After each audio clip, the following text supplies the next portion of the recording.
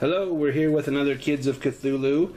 Today we are playing Alone Against the Flames, the Phoebe Monroe edition. Why don't you tell us just a little bit about Phoebe before we get started? Okay. She is a foreign correspondent. She's 22.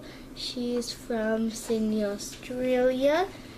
And What have you enjoyed about Phoebe when you play? What's been your favorite part about her personality, or why do you enjoy playing Phoebe? That won't be on your character sheet, just your experience. Why do you like playing Phoebe? Because she has some high numbers on here, so she's kind of easy to play with. Okay, she's got lots of skills. Mm-hmm. Okay. All right. Are you ready? Mm-hmm. The sun is high in the sky, a merciless ball of heat. You feel scorched by the time you reach the bus stop in front of Osborne's drugstore. It's a relief to put down your heavy cases and take off your hat for a moment. You fan your face. Oh, it's been a long summer here, and yet a curiously empty one. You look across the street at the grubby butcher's shop, the grocer's with its faded awning, and at the shabby tobacconist. Mistrustful faces glare at you as you pass, eyeing your clothes and luggage. It was your... let's see. Perhaps this new job in Arkham will supply the change that you need in your life. Yet everyone you know in the world lives here, or at least for the last few years. You are, of course, from Australia. But the story doesn't know that, so I got to fix it as we go along. You don't know anybody in Arkham, not one soul. You ask yourself one last time if you're doing the right thing. The answer is here. None of your supposed friends have come to see you off. You're all alone. Whatever challenges lie in Arkham, it will be a new life and a brave one. A small gray bus approaches and rattles to a stop. You put your hat back on and pick up your cases. And I gotta jump ahead to another entry. Two young men with sad expressions alight from the bus. One looks you up and down before heading away. The driver also steps down, glancing at you before crossing the road to visit the tobacconist. When he returns, he is rolling a cigarette between his yellowed fingers. He gives it a final twist and examines you as he reaches for his matchbox. He is a thin man in his 50s, dressed in a stained shirt with the bus company emblem, yet his eyes are sharp in their dark sockets. Where to? You show him your ticket for a sippy. From there you will connect to Rochester and Portsmouth before the coastal line to Newburyport and finally Arkham. You should be able to afford a rail ticket for at least some of the way. Otherwise, this will be the first of many long bus trips. The driver scratches his match and lights a cigarette. The end flares as he takes a draw. Then he exhales and gestures to the back of the coach. Luggage rack's up there. So he's not very friendly, is he? No. The driver smokes and watches as you drag your suitcases to the back of the bus. The rack is set inconveniently high on the vehicle. You get a grip on the heaviest case. Now, what's Phoebe's size? Is it greater than 40? Where would that be? Well, where's size?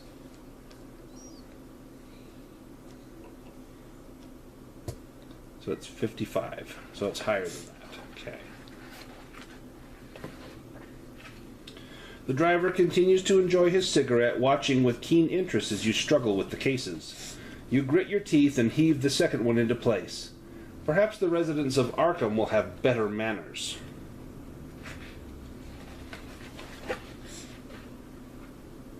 The driver flicks his cigarette into the gutter and steps into the bus. Its engine coughs to life. You board, grateful that you will be the only passenger for the initial part of your trip at least. With mixed emotions, you watch from the window as the tired avenues of the city slip behind you, receding into the distance. For a few minutes you can still see the church spire over the brow of a low hill. Then the road dips, and it too is gone. Arkham will be your new home. You will travel there and make a new start.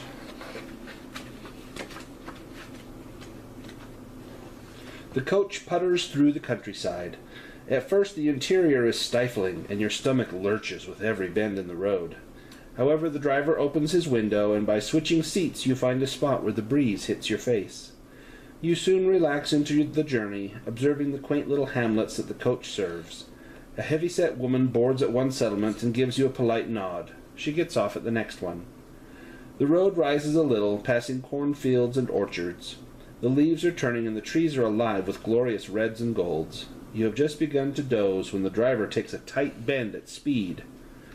You need to make a dexterity check. So you got a 91 and your dexterity is 75. So that's a fail. So, a desperate yell awakens you. Ah! You feel yourself slide from the seat as the driver spins the wheel and the motor coach plunges off the road. Too late, you reach for the seat in front. You fall into the aisle and your ribs crash against the edge of the seat opposite you. Breath rushes out of you. The coach stops with a thump. Your driver leaps from his seat into the road. As you sprawl, dizzy, in the aisle, you hear a string of curses. The driver climbs back into the cab and sees you on the floor. He looks concerned and assists you back to your seat. You see what has happened now. A tractor has stopped in the road and had to swerve to avoid, and the bus had to swerve to avoid this steel obstacle. "Sorry," he says. "All them fields and he has to pick the road to park. You all right?" "Well, you don't think anything's broken, but you'll have a bruise for the next few days." He backs the coach up a little and threads it around the tractor, glaring at the farmer. Now, you've lost 1 hit point. So your hit points, you had 12. So write in your current hit points, 11. I need to find it. 11. 11.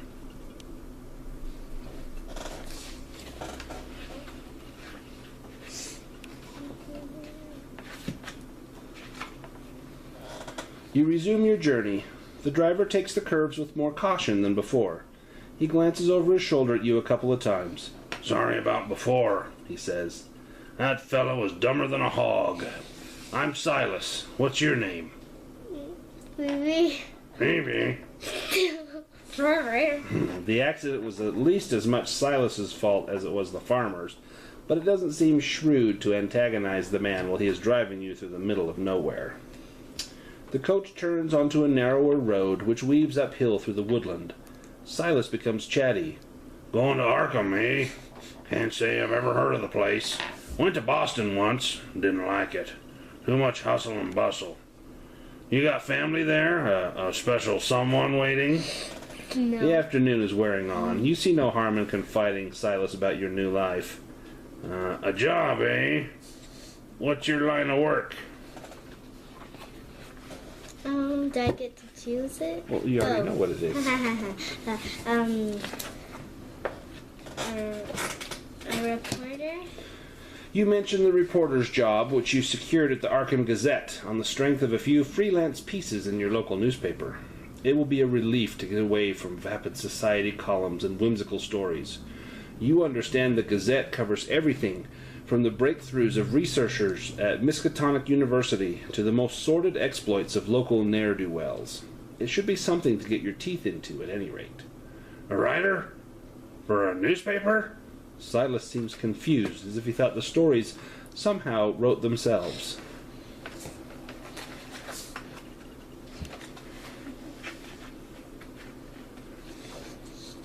You realize Silas hasn't made a stop since the incident with the tractor. The motor coach winds its way uphill. However, your thoughts are interrupted as the road crests a ridge and you are treated to a magnificent view of the vista below. A creek snakes through the valley, breaking the rich autumn palette of the tree line. In the distance, the white mountains rise into hazy cloud. There is no settlement, not even a cabin, as far as the eyes can see. Birds drift through the treetops, and you can just make out what might be 2 white-tailed deer lingering by the water.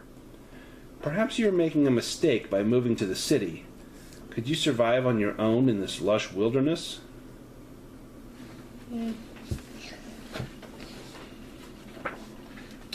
The motor coach rattles on through the hills, and Silas lapses into silence. The sky darkens behind you, pinks tinting the clouds as the sun descends. Finally, a welcome sight comes into view, a settlement on the crest of a hill. This doesn't look like the pictures you've seen of a sippy, but perhaps you can persuade Silas to stop while you stretch your legs. Minutes later, a harsh stuttering sound comes from the engine and interrupts your reverie. Silas frowns and rattles the gear stick. The motor coach falters in its ascent. Silas utters a curse you don't recognize, and grinds his teeth, struggling at the steering wheel. You seem to inch up the hill until you reach the first buildings, low dwellings constructed from a rough red stone. Silas wrestles the bus into a small bay off of the road. He scrambles from his seat and makes for the engine compartment. Alright, you need to make a roll. You can choose to do either drive auto or psychology. Which one of your skills do you want to use?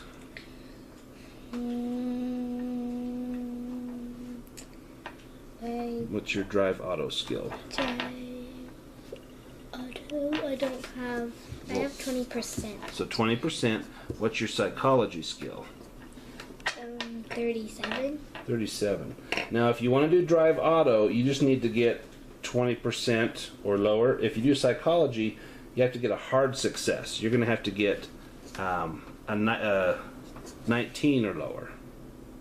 I guess I'll do drive auto then. Okay, so go ahead and roll. I'm not going to get it. 47. So that's okay. Not a problem. Silas opens the engine compartment and sticks his head inside. The hot metal pops and sizzles. He pokes at various components, then withdraws and wipes his brow, smearing it with dark grease. I ain't sure what's wrong. Might be the oil pressure. Might be something knocked off kilter when we took that spill. Can't do much till the engine cools, neither. And with the light failing, I reckon we'll be here through the night. He wipes his hands on a rag.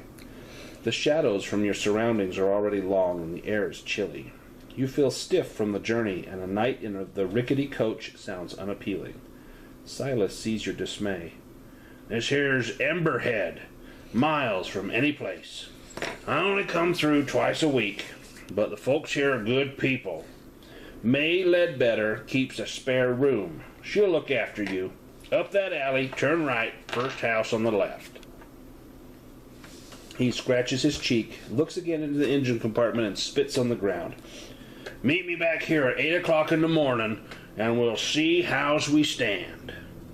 Now, do you want to go to May Ledbetter's house? Do you want to ask where Silas will spend the night? Or do you want to challenge Silas saying, the bus isn't broken, we can get this thing running? What do you want to do? I want to ask where he's staying. Where he's going to stay? Mm-hmm. You ask about Silas's plans. He gives the engine a sour glance before answering. I got acquaintances here in the village. Reckon one of 'em owes me a favor. Enough for bed and breakfast in any case. He stares at his grubby hands. Probably won't stretch to a hot bath. You don't seem to have a lot of options. You fetch your cases from the back of the motor coach. The last thing you need is for all of your worldly possessions to disappear in some stranger's hovel overnight. And that's what's going to happen, I bet. I hope not. You drag your cases between the sullen buildings. You feel surprisingly weary, considering you have spent all day sitting down. Silas's directions lead you to a modest dwelling with a slate roof. A nameplate reads Ledbetter, and underneath, a sign in neat copperplate reads Lodging Room. The lane around you is gloomy, but a lamp flickers in the window. A breeze chills your face. You're not about to begin your new life by sleeping in the street. You knock on the weather-beaten door. After a moment, you hear footsteps inside the house. A bolt is drawn back and the wooden door swings open. A figure with loose curls and rough-looking house dress peers at you. Her gaze takes in your traveling suit and your cases. Her voice has a slight Irish lilt. Hello! Should I take it as you're looking for a room for the night? Yes. You ask her about her rates, suppressing a grimace. As far as you've seen, the village does not offer many alternatives. "Ah, you'll find my rates very reasonable," she says. "You look tired. I'm May. Come inside and we'll talk over a cup of tea." The Ledbetter house feels cramped, with a low ceiling and simple fittings, but it is well kept, and a cheerful fire crackles in the grate.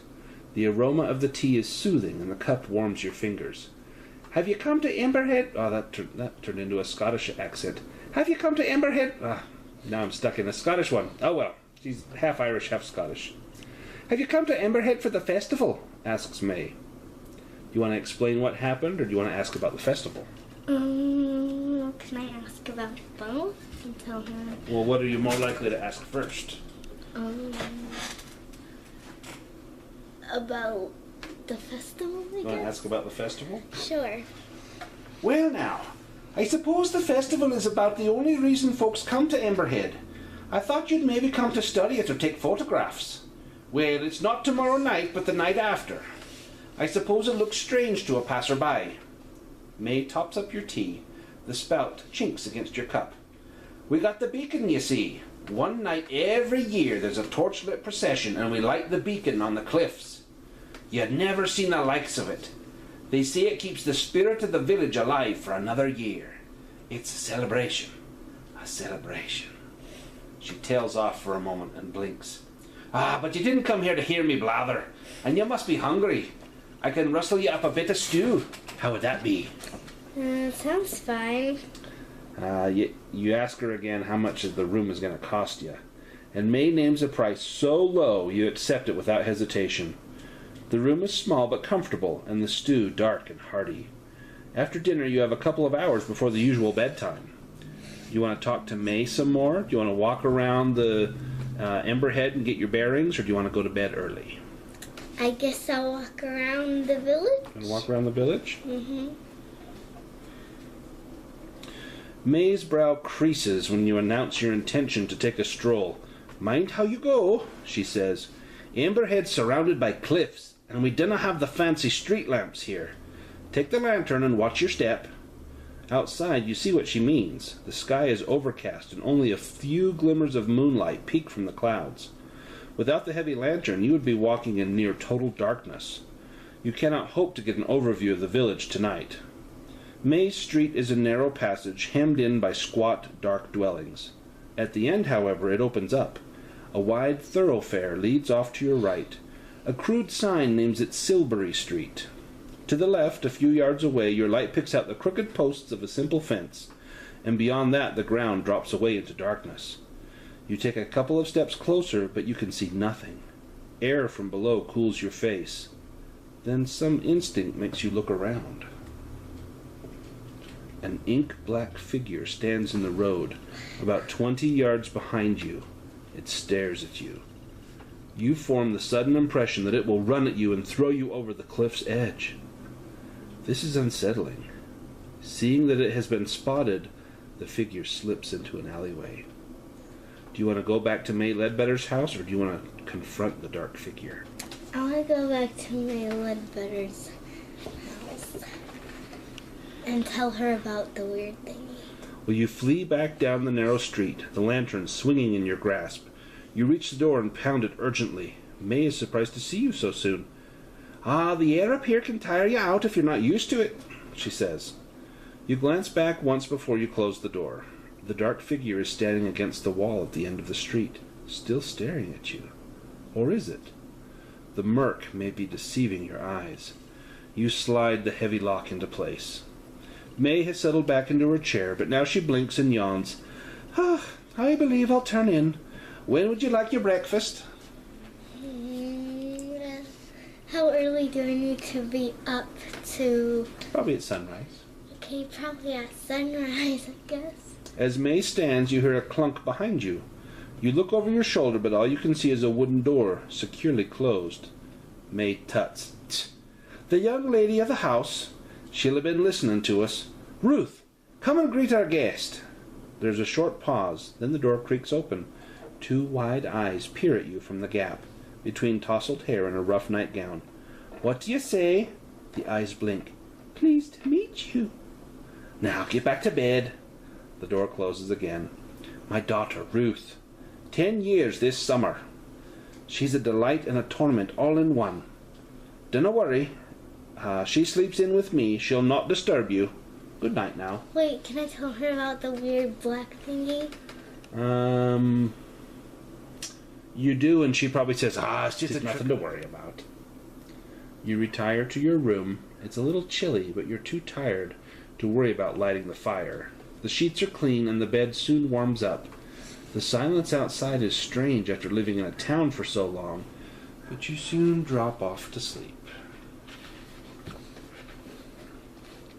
You dream of fire in the fireplace, coruscating colors shimmering through the dancing flames. At first they are tiny, almost microscopic, but they grow and grow until a kaleidoscope inferno spills from the fireplace, spreading across the bedroom floor, up the sheets. You wake up with a start. Daylight glints through the curtains. You get up and examine the fireplace, blinking the sleep from your eyes. It is quite cold. If you've taken any damage, you may heal 1 hit point back for your night's sleep.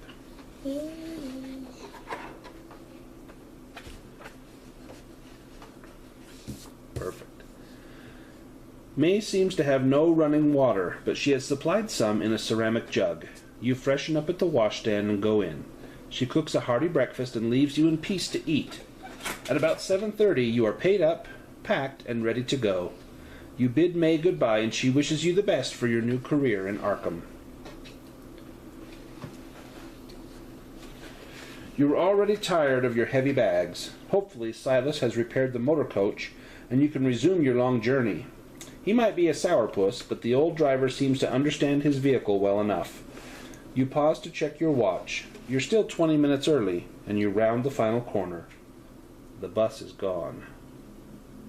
You put your bags down and search the area, trekking up and down slopes and around corners.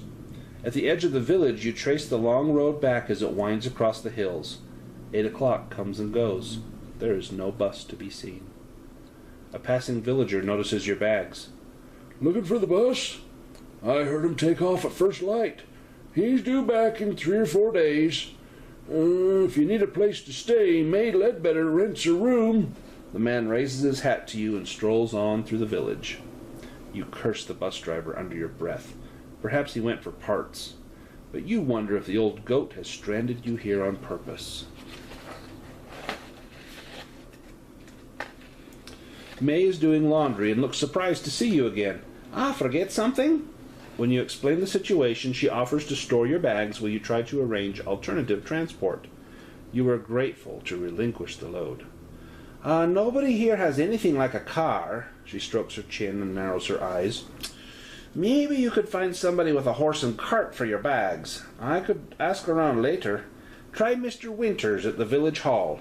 He'll know if anyone will. Or ask among the artisans. Their workshops are first left on Silbury Street. She reaches over and squeezes your wrist. Dunna worry. I won't see you sleeping in the street, money or no money. You thank May and turn to face the village. You wander the streets of Emberhead without any particular destination in mind. The village is built on a relatively flat upland with splendid views. To the north, the hazy tips of the White Mountains reach for the heavens. To the south, the sparkling waters of Lake Winnipesaukee touch the horizon. Remember Lake Winnipesaukee? What movie is that from? I don't know. What About Bob? The village itself takes less than 5 minutes to cross from edge to edge. You arrive on the winding road to the west. The only other road leads to the south, following a lower ridge of land as it turns east. In the southwest of the village, an open grassy space borders a ruined church, its graveyard cresting the cliffs. To the northeast, the 3 main thoroughfares meet at a raised black metal structure. It looms stark against the blue sky. All right, you have a couple of choices. Do you want to ask about transportation at the local general store? Do you want to seek out the village hall?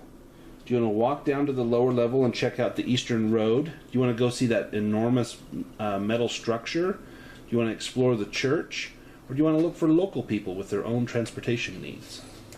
I guess I'll... So general store, village hall, check out the eastern road, look at the metal structure, look at the church, or find if someone can like rent you a bus or rent a car or something for you.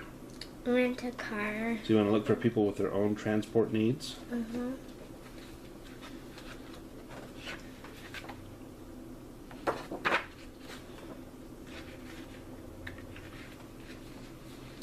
Not far from the Ledbetter house, on the north side of Silbury Street, there is an open courtyard. The rhythmic tattoo of a hammer seems to announce your approach. The courtyard is the busiest location you have yet seen in Emberhead. It is bordered by a ring of workshops. Some are brick buildings, some only rough huts. A blacksmith stops hammering, thrusting something red and glowing into a bucket of cold water. A weaver looks up from his loom, blinking at you a moment before returning to his shuttle. A potter, engraver, and carpenter each work in their own space, exchanging friendly banter. You move among the artisans, chatting about their work. Eventually you bring up the question of export. Some of them send occasional packages with Silas. Some restrict their custom entirely to villagers. You receive no suggestions about alternative transport. Make a psychology roll.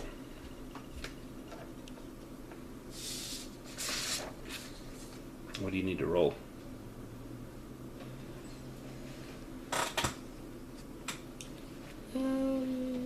A 37 or lower? Yep. 72. Can we change it to 27? No. It's okay. You're beginning to get your bearings in Emberhead. Would you like to explore some more? Do you want to go to the general store? Do you want to go to the village hall? Do you want to walk down to the lower level and check out the eastern road? Do you want to examine the large metal structure or examine the church? Go to the market. The general store? Yes. The general store is on a corner beside the main road, just before it plunges to the south. The shopkeeper is a brisk, immense lady with a starched apron and strong shoulders. She looks hard at your unfamiliar face. Transport? There's a motor coach comes through twice a week. Missed it? Truck brings in my supplies every second Tuesday, but he's not due until next week. She shrugs. It seems Emberhead is content to keep its distance from the outside world. The shop has basic stuff that you might find in a general store, but nothing. There's no like cars or anything that they sell.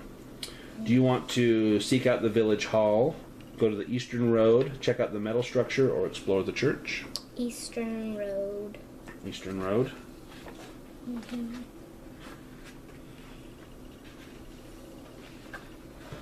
The air is fresh and the walk down to the lower ridge invigorating. You notice cultivated fields stretching through the lowlands around Emberhead, and among the crops some livestock, but no horses. Are you going to have to make your onward journey on foot? Further down, the road skirts the edge of the ridge and descends. There are a few scattered hovels here, with signs of habitation. They are set a substantial distance apart. As you examine them, a door opens and an older man steps out. He wears a bedraggled suit, but carries a piece of cloth, which he tosses over his head like a hood. As he does this, he sees you and freezes. Make a luck roll. Okay. Is it a success? Is... Gotta learn your character sheet where stuff is. Okay.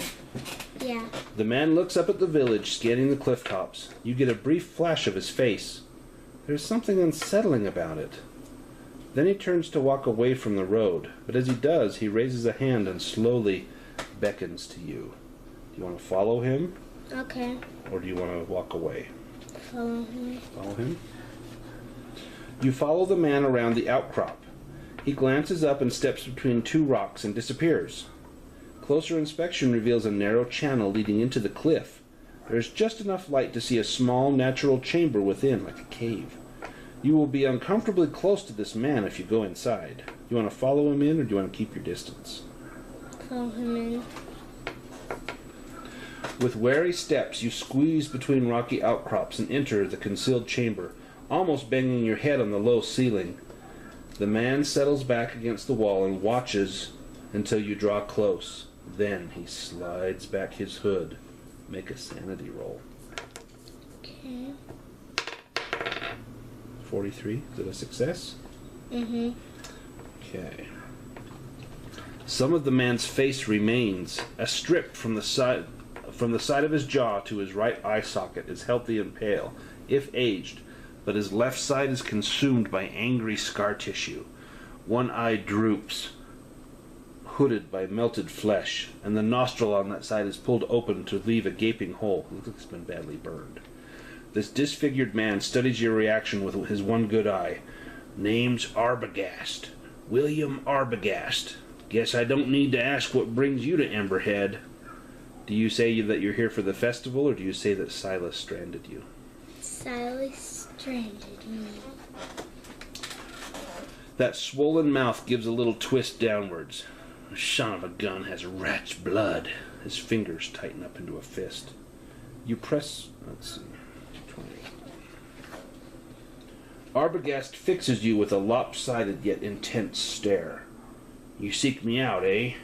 He looks up at the cave ceiling. Which one of them told you about me? Never mind, it don't matter. Truth is, they fear what I know. They'd never come at me direct. Don't want to end up like old Arbogast. He giggles. The high-pitched sound is all the more grotesque coming out of those lips. Then abruptly his gaze turns to iron. Emberhead died 40 years ago, shattered by flame, consumed by the stars themselves. The ancient hill was cleansed by inferno, and from the blackened ground came new life, as is the way of all things. The Abenaki knew. Arbogast wipes his nose on his sleeve. Except none of that happened. The flames were turned away. The necessary death postponed a year, and a year again, and now those up there, he stabs a scrawny finger at the ceiling, think themselves saviors of the village. They think they can defy the great old ones. Yeah, Cthulhu. He shakes his head. With strange eons, their lives matter less than the blink of an eye. A fierce intelligence burns in his gaze, but you suspect Arbogast may be quite insane.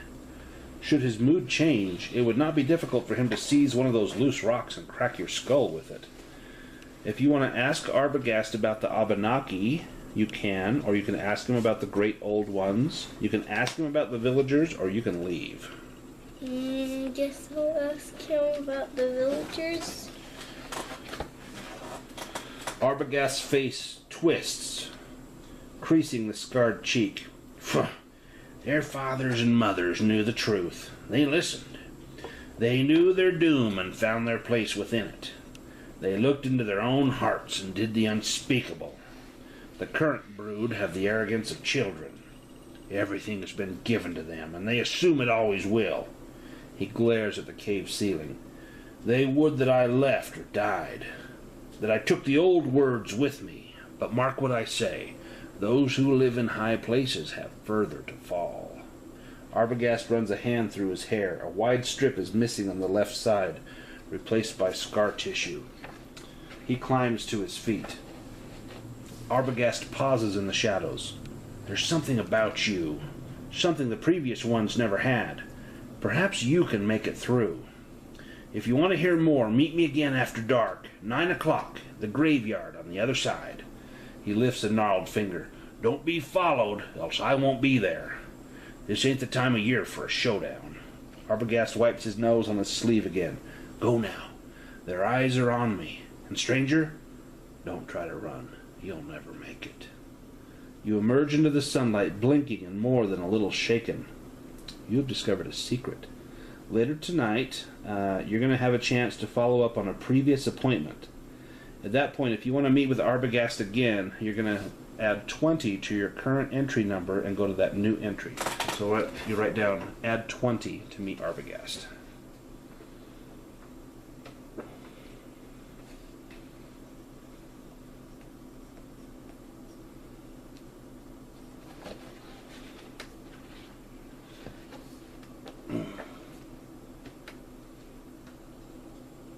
Perfect.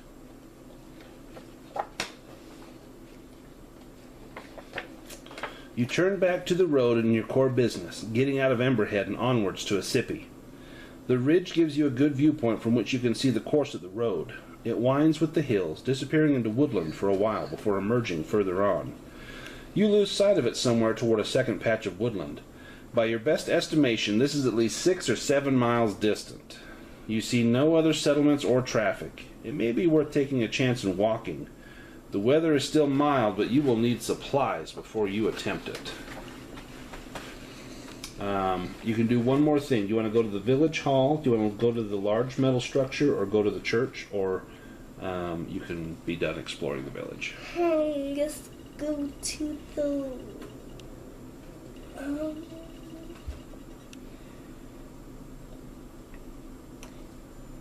the church. The church? You cross the street towards the church. As you glance to your left, your gaze alights on the large metal structure. Something bothers you about its positioning. You back up and look again. Yes, Emberhead's main roads point directly at the structure. This seems to be too precise to be a coincidence. You press on and draw into the shadow of the church. The building is in a sorry state. The top of the steeple is missing, a ragged gash of splintered boards marking its absence, and the floors beneath it have collapsed. It appears to have torn through the roof of the main building as it fell. Only the back half is still intact. The white paint which once covered the church has yellowed and peeled. It seems safe enough to explore the rear section. Old pews are stacked against the wall, choked with mildew. Most of the windows are broken. You guess this church has been disused for about 20 years. There's little more to interest you. Make a ride roll.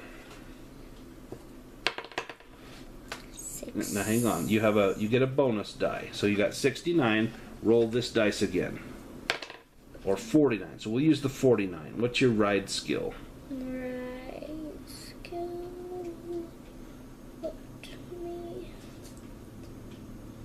What is it? 5. So, didn't succeed. Alright. So, that's okay. The morning exertions have left you hungry. You roam the streets of Emberhead looking for sustenance. There's nothing resembling the busy cafes of your hometown, or anything that might be called a restaurant. It's beginning to look like you'll have to get supplies from the general store when May Ledbetter comes down the street with a girl trailing in her wake. This must be Ruth. As she notices you, she races past her mother and approaches you with a smile. This is a different Ruth from the shy creature of last night. As she reaches you, she stops and stretches her arms up in celebration. She looks up into your eyes. Abruptly, the smile drops on her face, and she looks several years older. "Get out before the festival," she hisses. "Get out." She blinks hard, then scuttles back towards her mother. May approaches, wrapping an arm around her daughter's shoulders. She smiles. "How are you getting on? Have you found transport?" No. I'd try Mr. Winters in the village hall. He's always in on an afternoon. You'll be hungry by now. Help yourself to any food in the house. The door's not locked. You glance at Ruth, where she has squirreled herself behind her mother's leg. Her eyes implore you to be quiet. Do you ask Ruth about what she said? Do you want to ask May about what Ruth said, or do you say nothing? Guess I say nothing. Okay. You take your leave of the Ledbetters and head toward their house. The door opens easily. In the low kitchen, you make a meal from stodgy bread and leftover stew. A little window offers a view to the mountains. If you learned one thing this morning, it was that Emberhead streets hold little to occupy the visitor from out of town. But there are still about 5 hours of daylight remaining. You could take some provisions and the bare essentials from your luggage and set out in the hopes of reaching another settlement before dark. Or you could ask advice from this Mr. Winters. What do you want to do? I guess I ask advice from Mr. Winters. The village hall overlooks the lower north ridge of the village. You walk along Silbury Street to find it, conscious of the oppressive black metal structure framed at the end of the road. The shutters of the hall are open, and some windows left ajar. There is no knocker, but a little bell over the entrance tinkles as you press the front door. Inside, a sturdy door to your right is marked Private.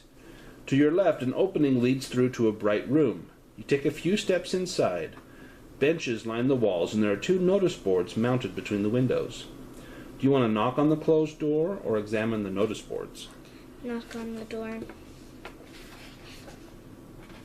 You raise your hand to knock on the door, but it opens before you can complete the movement.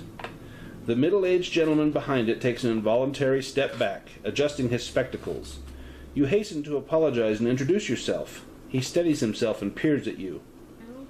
Oh, I see. I'm Clyde Winters.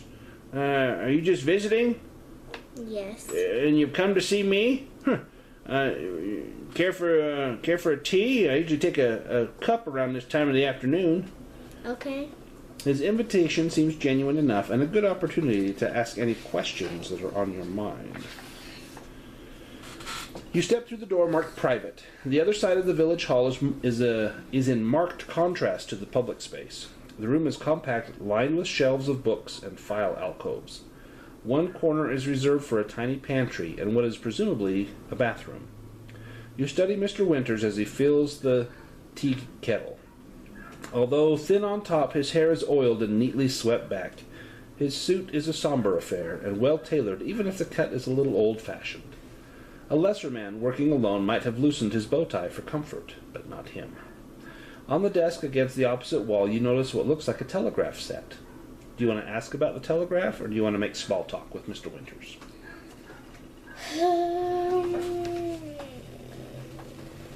I guess I'll ask about the telegraph set.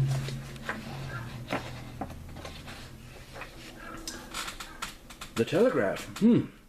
Much as we value our isolation, we do need the link sometimes. You were hoping to send a message? Well, I must apologize. The line has been down for 2 weeks. I reported the fault, of course, but they're not so speedy when the problem lies in a rural area. I'm expecting a repair the day after next. I do appreciate how frustrating this must be. The coach is due in, 3 days? But I think he's going west. Perhaps you might engage a wagon? One of the farmers might, You explain that you have asked a few of the residents already, but to no avail. I'll tell you what. Winters pours you a steaming cup of tea. The liquid smells rich and strong. When the repair crew arrive, I'll ask them to take you back with them. How would that be? They might want $1 or $2 to grease the wheels, if you know what I mean. But the day after tomorrow, that's less than ideal, but it's the first real opportunity you've had. Do you want to thank him and leave, or ask him about all the books he has, like the little library? I guess I'll just thank him and leave. Okay.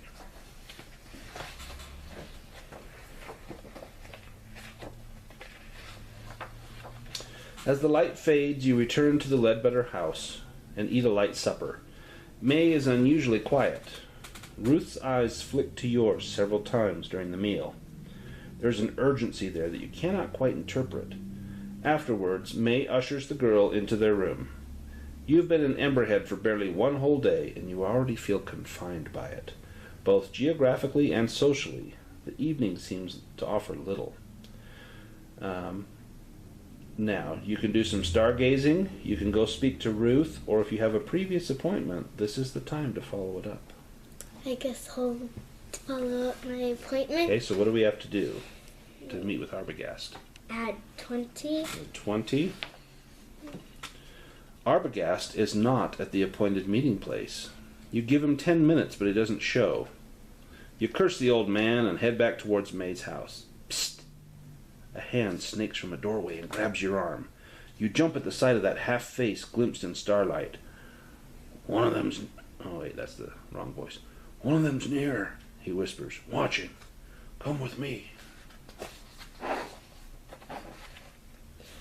Arbogast leads you across the thoroughfare, slipping between houses.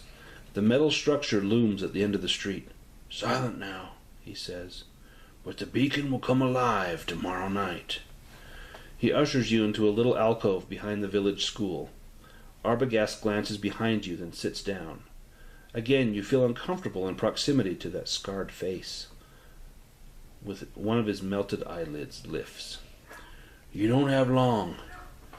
Understand this. I was the conduit, the interpreter, before that fool Winters and his fancy words. The things which come to Emberhead care not for words. Those idiots think this is a ritual of sacrifice. He spits on the grass. It is a ritual of control. They know the words, but they do not comprehend the forces they call. He sniffs and sits back. No. You have no time for more questions. Oh, sorry. No. You have no time for more questions. I will teach you how to end it in the moment when all is lost. You can return this hill to the earth, to the death that came 40 years ago. I have tried it myself, but I no longer have the concentration. The chant is simple. It I can teach you, but you must perform it with a clarity of mind that I have lacked for years. Do you want to learn this chant, or have you had enough of Arbogast? Learn the chant. You feel very dislocated from reality as you sit on a cliff top behind a school at night, learning a chant by rote from a madman. Arbogast is careful to teach you the chant in sections. He glances up at the sky. It won't work right now. Cloud covering the star. But he still takes care not to pronounce the whole thing at once. It has a rhythmic beginning and various elaborations, but the core passage is repeated 3 times. This might be too hard to write down. It says, Funglue, Murgluachnaf, Cthulhu, Fomlo, Nga Nafrathan, Ia Cthulhu. In time, Arbogast listens to your recital and nods. Remember every sound, but never speak it if you have plans left on this earth. You have discovered a secret. If your situation ever becomes desperate enough to try Arbogast's ritual, the text will offer you the option to chant. If you want to try the chant, add 10 to your current entry number. So write that down.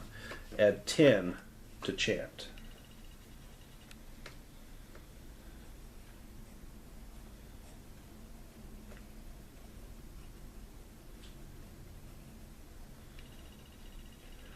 Arbogast leans back. It will make you one with the living. A black shape lunges from the darkness. It wraps an arm around Arbogast's throat and drags him backwards out of the alcove. He grabs at the arm, kicking empty air. You see the gleam of a long blade in the moonlight. Make a dodge roll. 68.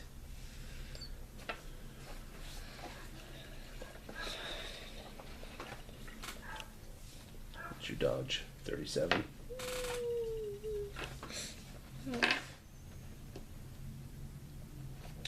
Something smashes you on the temple. You reel back. You hear Arbogast yell and see the knife flash 1, 2, 3 times, its shiny surface darkening with blood. Something strikes you again, and as you sink, flames leap up from the ground, painting the night with infernal color. They pick out 3 dark figures. Roll a 6-sided dice. You're going to take some damage. 2. So mark your hit points down. So I had 12. That would be 10.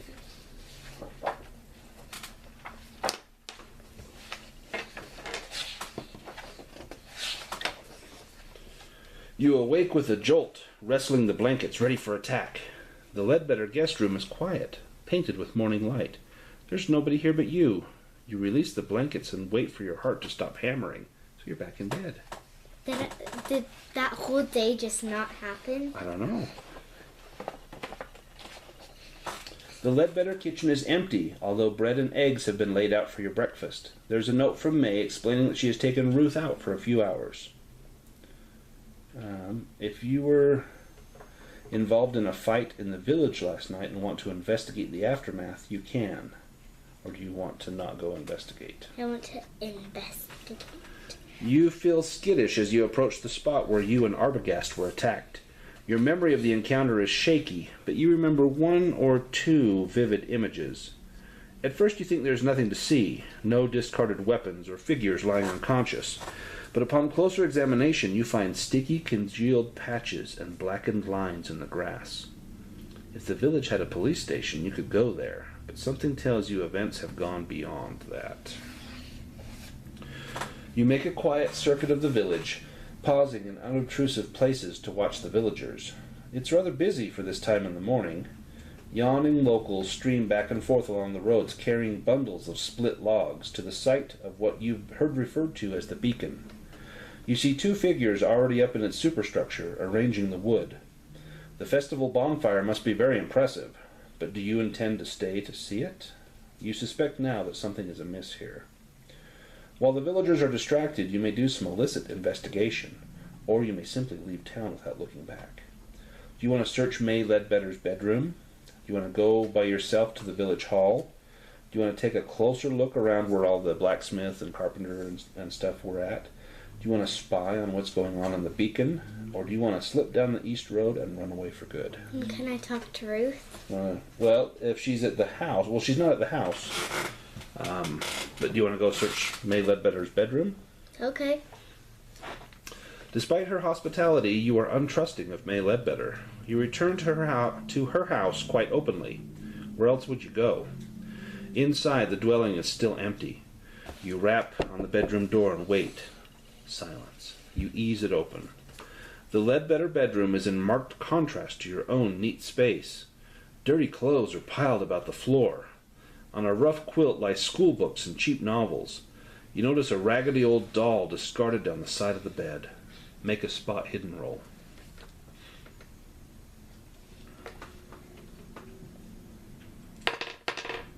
$35. What's your spot hidden? 70. So check the box.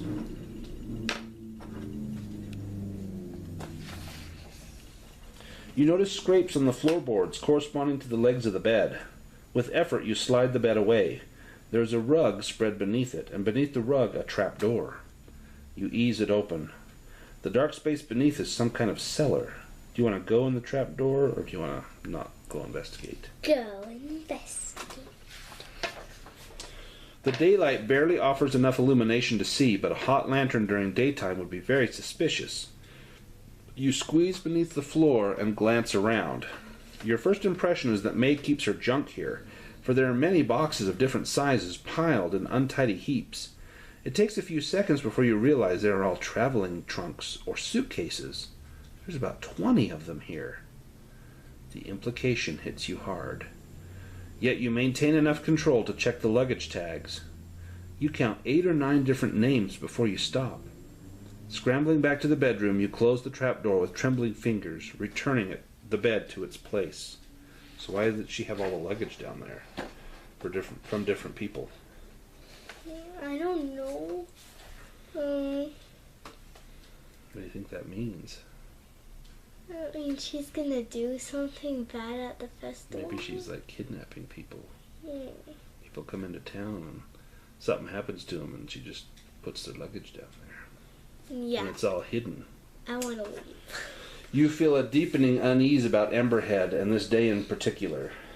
Do you want to go alone to the village hall, take a look at the artisan's courtyard, spy on activity at the beacon, try to run away, or are you done investigating?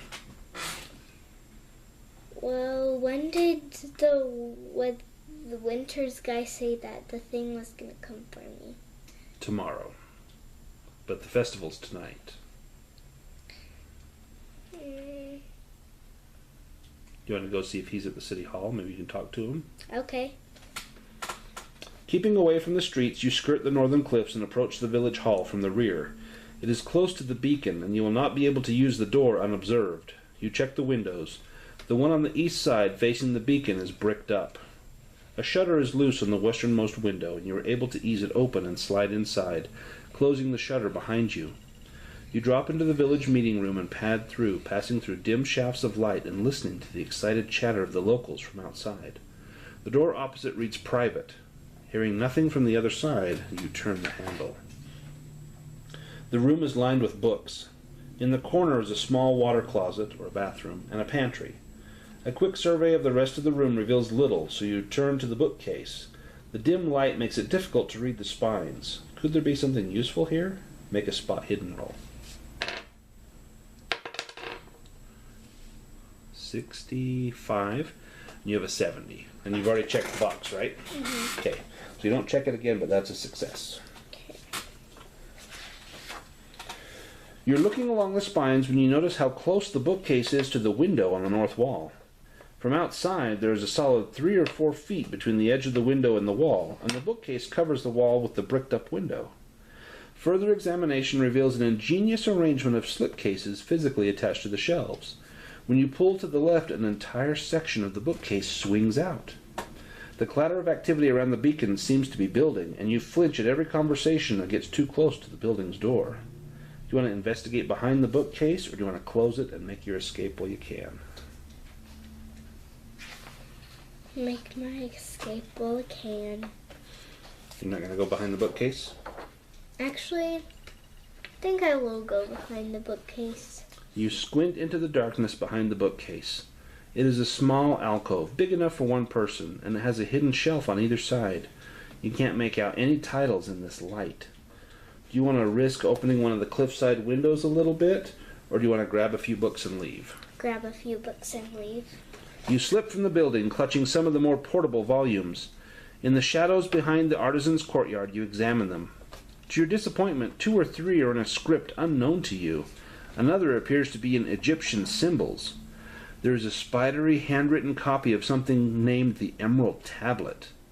But perhaps most intriguing is a small book of strange poetry bound in black, published in Boston in 1919. The cover reads Azathoth and Others by Edward Derby. You'll have to hide the larger volumes, but you can pocket the Derby book.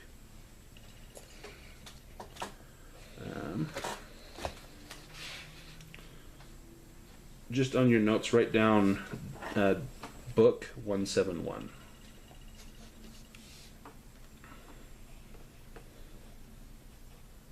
Okay, thanks. You feel a deepening unease about Emberhead. Do you want to go to the artisan's courtyard, spy on activity at the beacon, try to run down the road, or are you done investigating? I want to run down the road. Try to run away from the village? Mm-hmm.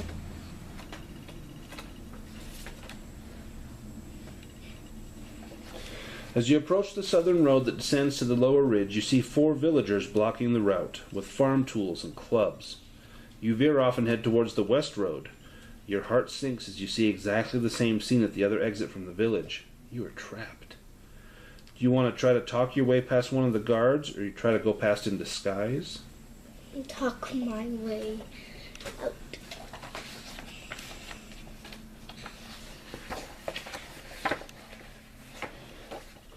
The southern group appears less sharp than the western group. They look more dumb. You stride up to them and explain that they're needed at the beacon. They look dubious. You offer to watch the road for them and hold out your hand for a pitchfork. Nah, you come with us, says the first one. His ape-like brow bends into a frown. Make a fast talk roll. And you need an extreme success. 57. Yep, that's okay. These locals are not as stupid as you think. They grab you and march you back to the center of the village.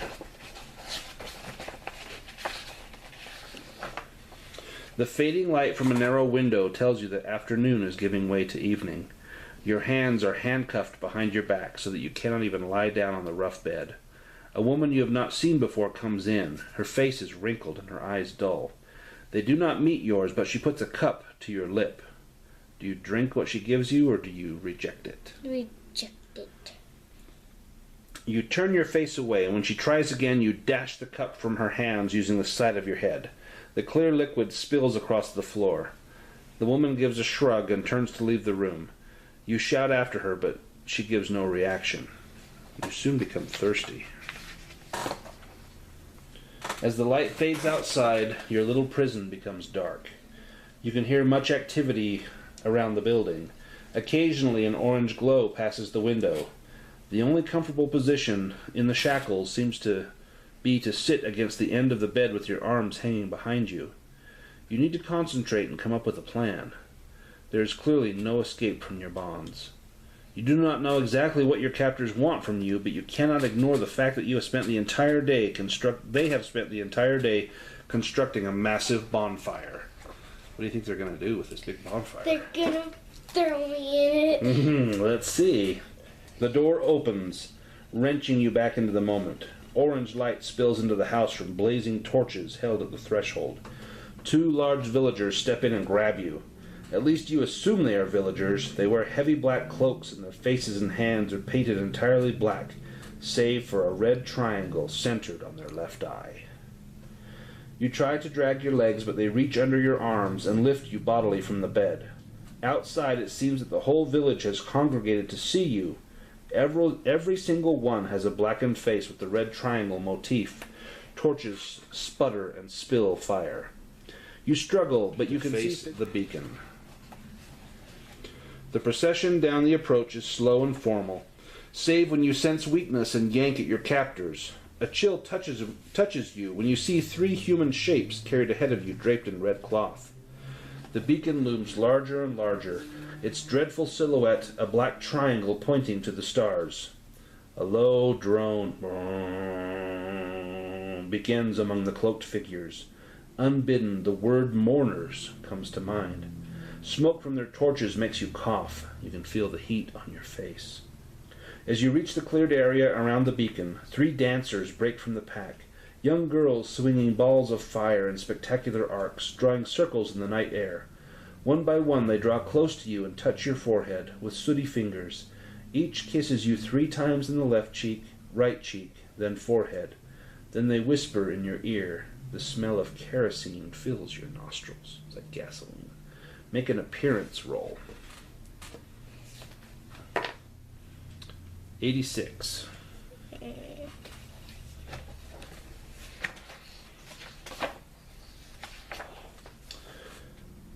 Through your sacrifice, the village will be reborn, says the first dancer.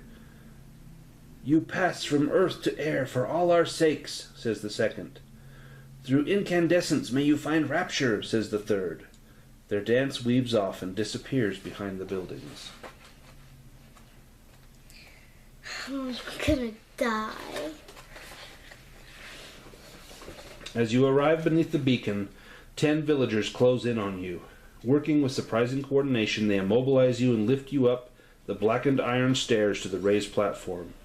You cannot help but shiver at the sight of the central framework, twisted from past blazes, and what you can now clearly see to be fastening points for chain.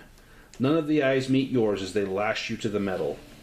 The village sings now, something rhythmic and ancient, carved from odd syllables. A second group ascends to the beacon, carrying the 3 red-draped bodies. With reverence, they arrange their burdens in a triangle around your feet. Then they withdraw, leaving you alone with the dead, shin deep in a sea of kindling. That's kindling. Like firewood. It seems the entire village is gathered around the beacon to watch you burn.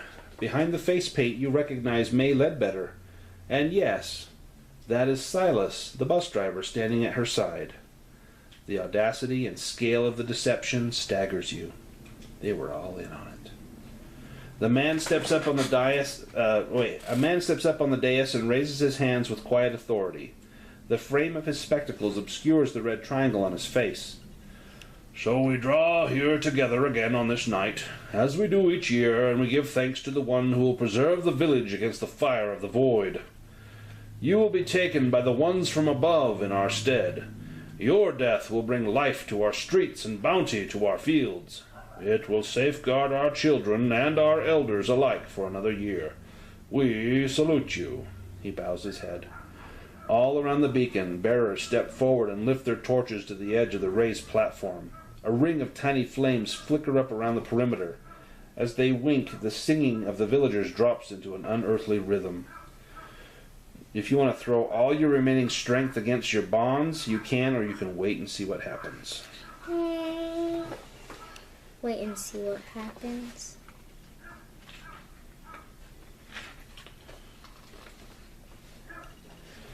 The flames snake across the kindling, catching and rising. Smoke rises, and it becomes difficult to see the villagers. The 3 bodies surrounding you catch fire, blazing with sooty red flames. You begin to cough as the smoke enters your lungs and fight down the urge to panic. If you have learned a strange chant and wish to try it, this is the moment. I will. What do you have to do the chant? Add 10. Add 10? Mm-hmm. The flames draw closer as you bring Arbogast's chant to mind. It's hard to hear your head as the heat grows beneath your feet. You cough and sputter, but you sustain the words. Finally, you reach the key passage, and even as your clothes catch fire, you yell for the third time, Funglui Mglwanaf Kthuga Formula Nga Nafithagen Ya Kthuga. The swirling tongues of fire around you stop in midair. The people around the beacon freeze, their black-painted faces bleached and stripped as a second sun opens in the air above Emberhead. In that instant, the people, the village, the hill, all are consumed, incinerated by impossible proximity to sheer combustion, the essence of fire. Though your body is bound to the beacon, your being is freed. As a spark, you race into space, catapulted through the vastness of the void. The stars burn past you with incomprehensible velocity, and then you are home. You have single-handedly destroyed a section of New Hampshire about 16 miles in diameter, but you find yourself back at home. Wow. What do you think? Well, I'm glad I went to see Arbogast. Arbogast, yeah. Whew, that was close. If you didn't learn that chant, you were done for. Mm-hmm. That would have been scary, huh? Yep. So, all right. Well, let's go ahead and you get to do one skill improvement roll, correct? Yes. Was it spot hidden? Mm-hmm. Okay, so can you roll above your spot hidden score? 6. So, no. You rolled below it. So, go ahead and erase that mark. Alright.